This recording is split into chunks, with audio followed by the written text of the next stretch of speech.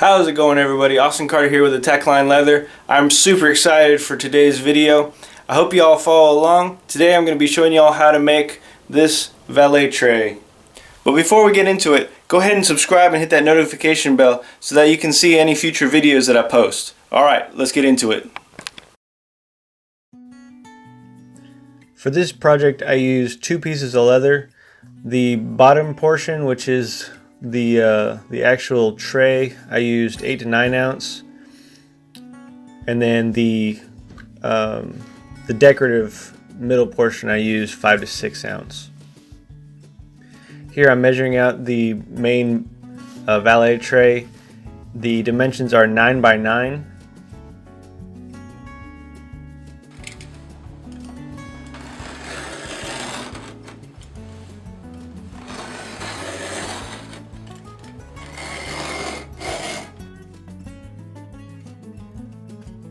I chose the 8 to 9 ounce leather because I just thought it was going to feel sturdier.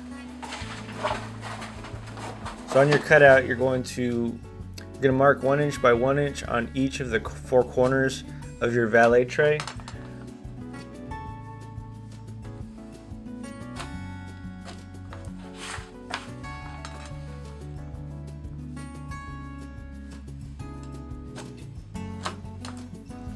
And you can either just cut these straight out. I used a hole punch to punch the corners just so that it gave it a nice rounded effect.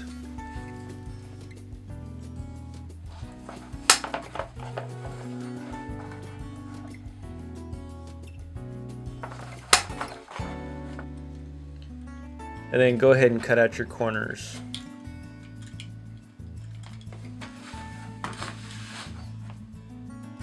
We're cutting out these pieces so that we have nice clean quarters that we can stitch together.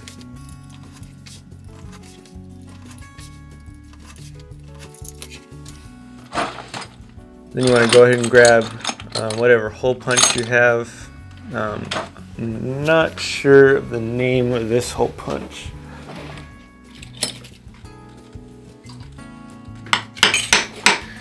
I got this hole punch from Hobby Lobby.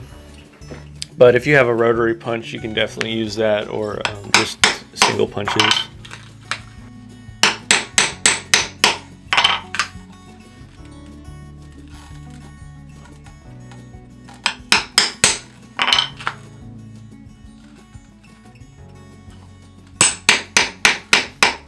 And you're going to want to punch out, I think I did about 4 holes on each end of the corner.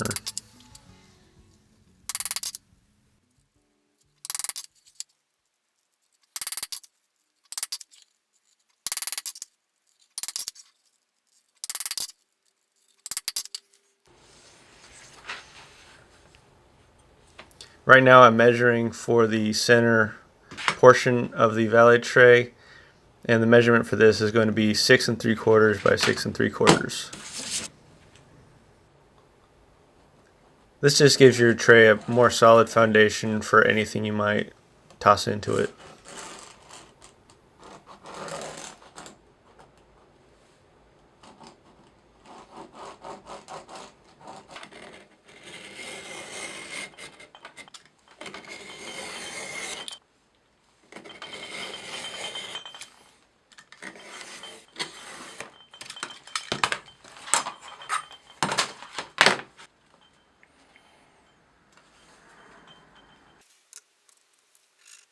Next, you can go on and add any art that you'd like to add to the center. Obviously, you don't have to do anything. You can leave it plain, but I find it's pretty fun just to add something cool in the middle of it.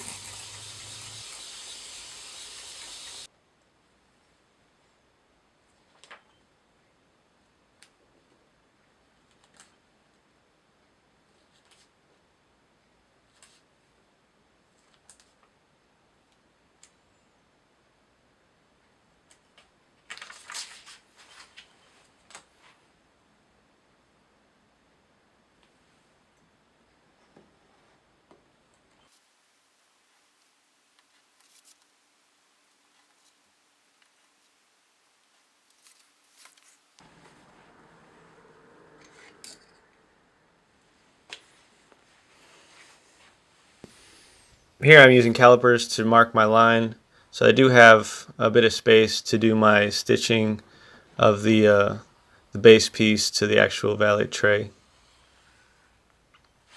And if you are going to do any type of tooling, be sure to tape the backs of your leather. Again, if you've seen any of my previous videos, I do this to all my projects, and what it does is it keeps the leather from stretching. After you're done taping the leather, you can go ahead and do your tooling.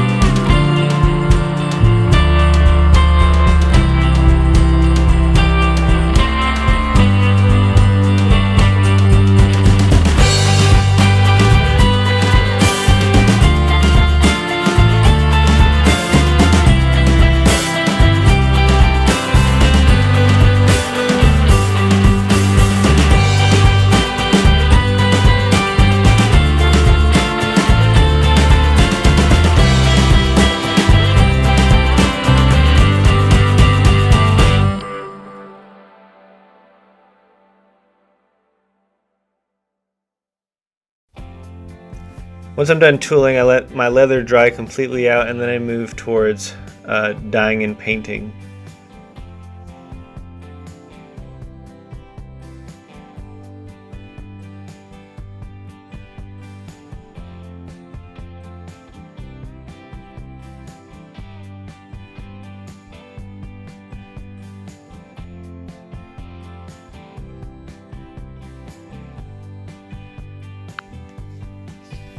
After your dye is completely dried, you can move to laying down your tan coat. Be sure before you do so, you burn off the fuzzies on your dauber if you choose to distribute it that way. I waited till the tan coat dried completely, and then I laid down a dark brown antique paste. Then immediately wipe that off with a paper towel. You don't want it to set too long, or else the paste will start staining the leather, the lighter leather, darker, and I want to keep this the light spots light.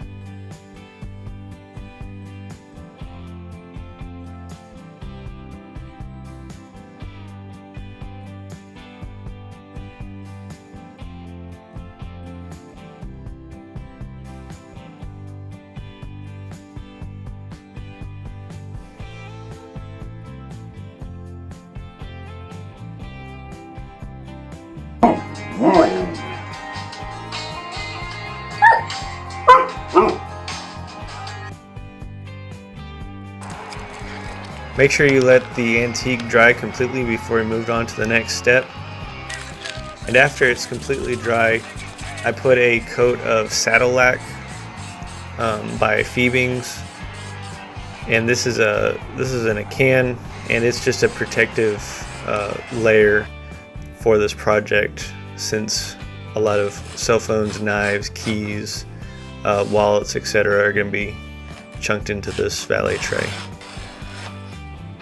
While the interior art is drying, I moved over to the 8 to 9 ounce piece of leather that I had for the actual caddy and went ahead and used a number 2 edger to edge the inside and outside edges. And as soon as I finished that, I moved over to my slicking station where I used water, saddle soap, and a hand slicker to give the edges a nice clean look.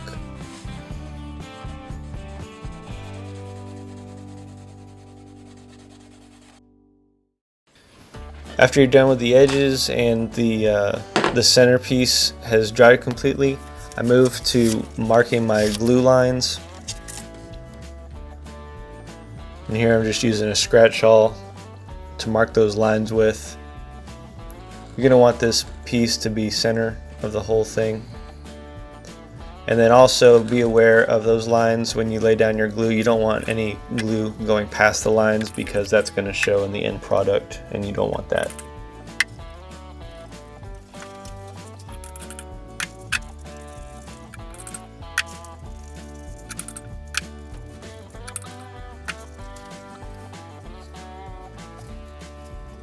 After the contact cement has set up, you can go ahead and put those pieces together carefully, and then it's time for stitching. You can easily hand stitch this project, however I'm going to use my Tipman Boss hand stitcher. Everybody asks what size needle I use, and honestly I have no idea. It's the same needle that it came with. However, I am using size 207 white thread.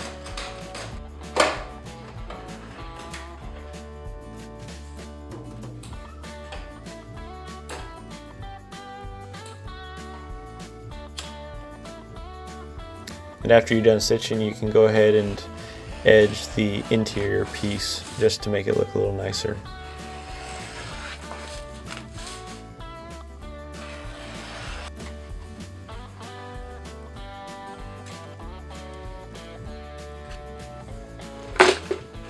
Now here I am getting ready to stitch the walls of the valet tray. You're going to need 2 needles, whatever thread you'd like. I know it's kind of out of frame here, but what I'm doing is using a dauber and just plain water to wet the bendable edges of the valet tray. This helps everything just kind of mold a little bit better while you stitch. And I apologize for the weird angles, but I did my best with the camera that I have to show you how I stitch this. And to be completely honest, I have no idea what this stitch is named. It's just something I've been using for a while. But you're going to start with 2 needles and a thread. You're going to start from the inside. Each needle is going to go through the top hole, and then you're just basically going to loop everything back on itself. And then again, the left hand needle through the left hole, and then the right hand needle through the left hole, and then you loop everything, and then you just continue that pattern until you get to the bottom. And once you get to the bottom holes, your needle should finish on the inside of the valet tray.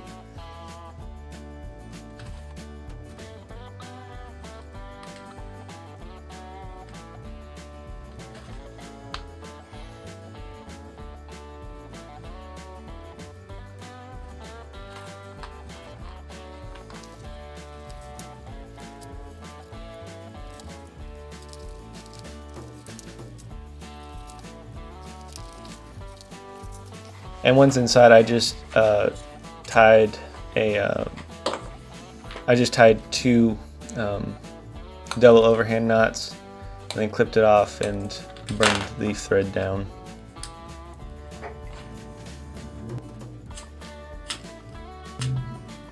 And then you're just going to repeat this step 3 more times, stitching up all 4 corners.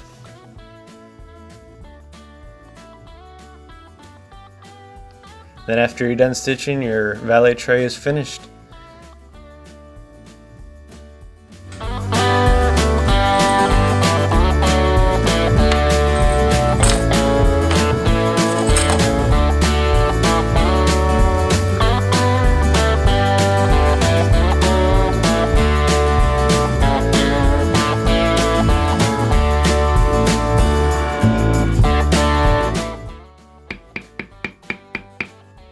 Hey y'all, thanks for watching to the end of this video. If you like what you see, consider subscribing. And don't forget to hit that notification bell to see future videos.